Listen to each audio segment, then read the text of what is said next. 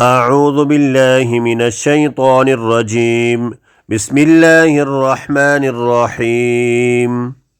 والفجر وليال عشر والشفع والوتر والليل إذا يسر هل في ذلك قسم لذي حجر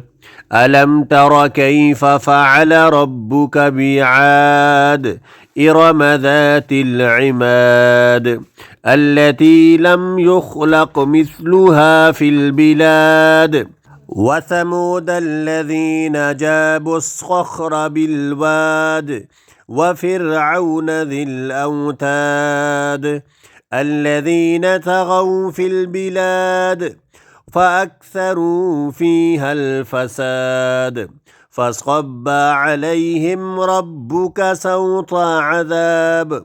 إن ربك لبالمرصاد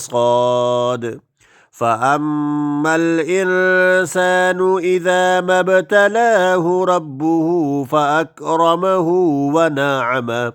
فيقول ربي أكرمن وأما إذا ما ابتلاه فقدر عليه رزقه فيقول ربي أهانن كلا بل لا تكرمون اليتيم ولا تحاضون على طعام المسكين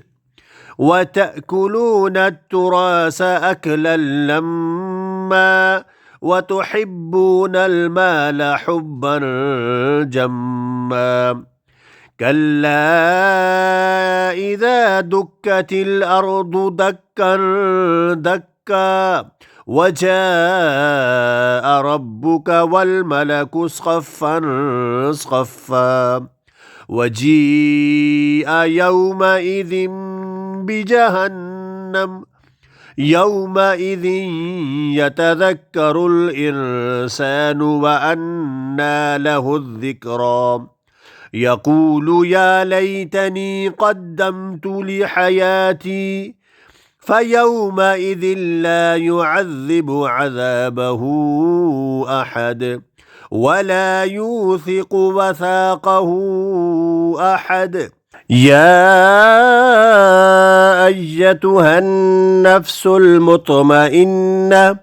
ارجعي إلى ربك راضية مرضية فادخلي في عبادي وادخلي جنتي.